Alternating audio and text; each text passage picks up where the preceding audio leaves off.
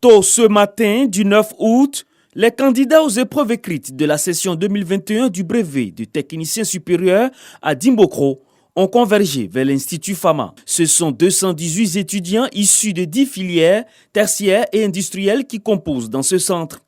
Situation sanitaire oblige, tous sont soumis au respect des mesures barrières contre la Covid-19 avant l'accès aux salles de composition. On est un peu stressé, mais ça va. J'espère que ça va bien se passer. Nous allons composer et je suis convaincu que le Seigneur nous a tous donné. Donc il n'y a rien à craindre. Dans une salle de composition, le préfet de la région d'Unzi, préfet de Dimbokro, procède au lancement des épreuves. Il exhorte tous les candidats à rester concentrés, croire en leurs capacités et surtout éviter la tricherie. Koulibaly Yahya a également interpellé les examinateurs sur la nécessité de rester vigilants et de dénoncer toute velléité de fraude. Le président du jury, Nalugo Koulibaly, a rassuré le préfet de Dimbokro que le dispositif anti-tricherie en place pour cet examen est fiable. Aux candidats de prouver qu'ils ont correctement suivi les enseignements tout au long de l'année scolaire. Le BTS qui se prépare et qui s'obtient à l'intérieur du pays a la même valeur que le BTS qui s'obtient à Abidjan. Nous avons donc demandé aux enfants de tout mettre en œuvre pour que cette session se déroule dans d'excellentes conditions. Même conseil que nous avons prodigué aux enseignants. Dimbokro est centre d'examen du BTS depuis 2015. Un vœu des parents d'élèves et des étudiants exaucés qui n'ont plus à faire face aux diverses charges comme par le passé où les candidats composaient à Bouaké ou à Abidjan.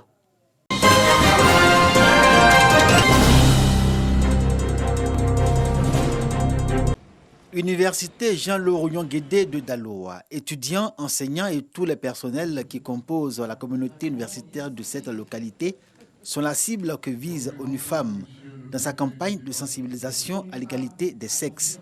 Objectif, mobiliser toutes les composantes de cette communauté et les engager à l'action afin de concrétiser le modèle d'égalité des sexes tel que défini par le programme d'action de Beijing.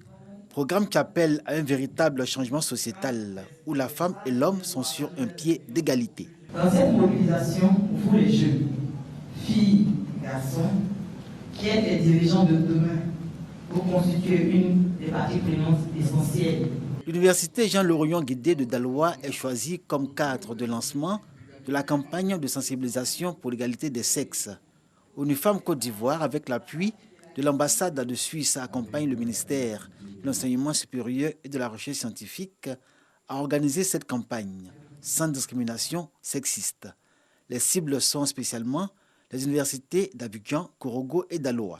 Il y a du travail, mais il y a aussi des obstacles. Non seulement au niveau des filles elles-mêmes et des obstacles au niveau de l'administration. ONU Femmes attend des filles et des garçons des différentes communautés universitaires une série d'actions concrètes, ambitieuses et transformatrices pour réaliser des progrès en faveur de l'égalité des sexes en vue d'une meilleure intégration de la femme dans la gouvernance en Côte d'Ivoire.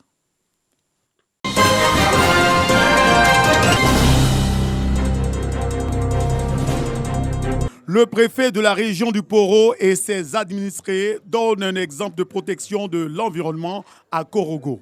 Curage de caniveaux, balayage de rues et bien d'autres actions qui visent à faire de Korogo une cité modèle où il fait bon vivre. Au cours de l'activité, le préfet de la région du Poro a demandé aux populations de s'engager résolument pour réussir ce projet. Je vous exhorte, et à travers vous, j'exhorte tous les chefs de quartier, non seulement de la rue de la mosquée, mais de toutes les rues de Korogo, de faire en sorte que l'action que nous allons poser se poursuive, elle soit quotidienne, elle soit intégrée dans ce qu'on appelle notre ADN. La ville de Korogo fait partie des villes les plus propres de Côte d'Ivoire. Ce coup d'envoi du respect du cadre de vie vient galvaniser les populations à continuer d'œuvrer dans ce sens pour maintenir toujours leur cité propre.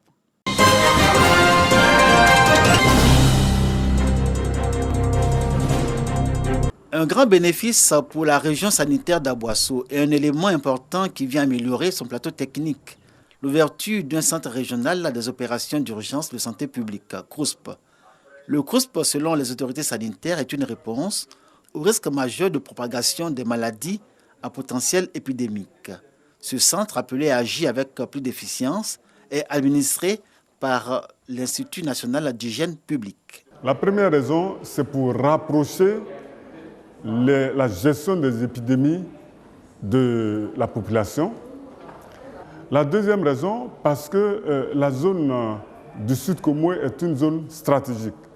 À Boisseau doit pouvoir gérer tout ce qui est dans la région sans qu'on soit obligé d'aller forcément se traiter à Abidjan. C'est ça l'intérêt.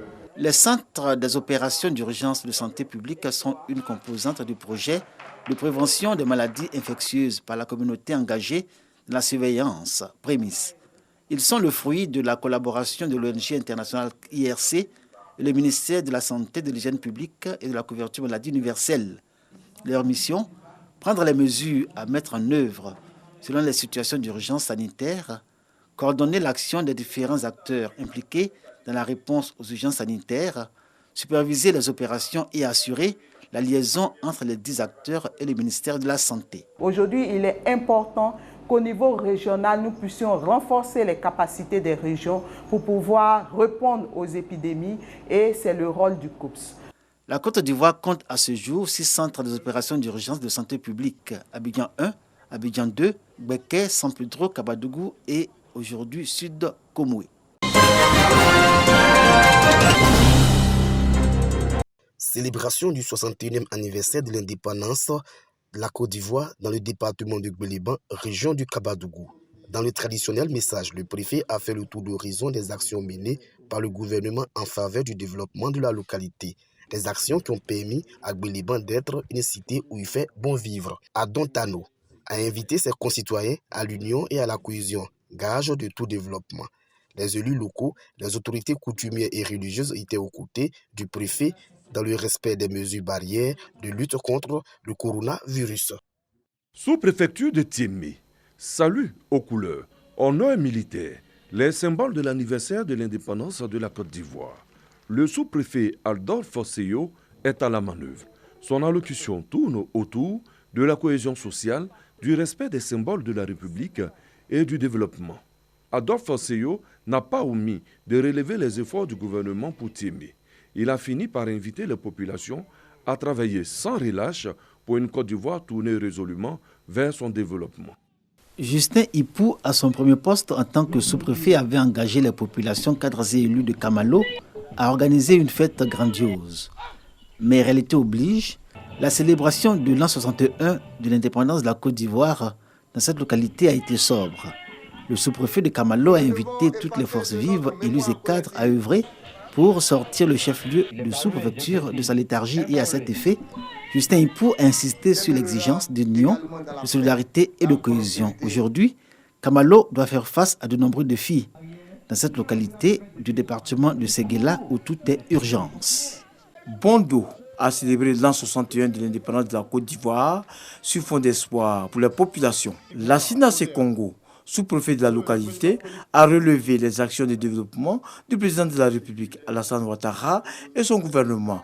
Il a encouragé les élèves à privilégier le travail et s'est engagé à redynamiser la mutuelle des fils, filles et cadres afin qu'elle prenne sa place dans le développement pour sortir Bondo de sa léthargie. Les 61 ans de la Côte d'Ivoire à Kononfla, dans le département de Saint-Fra, ont été célébrés dans la sobriété en raison de la Covid-19.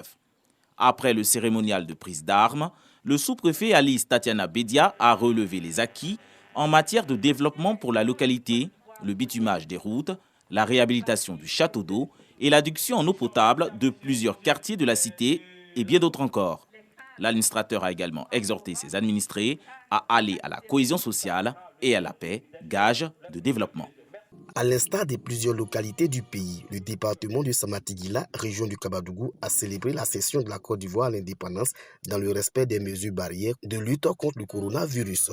Pas de défilé, ni des prestations de danse traditionnelles. Le préfet, dans son message, s'est réjoui de l'avancement des travaux de bitumage de l'As Odiené Samatigila Tienko, frontière du Mali, une infrastructure qui vient désenclaver le département. Kwadio André Richemont est revenu sur les performances économiques réalisées par la Côte d'Ivoire ces dernières années.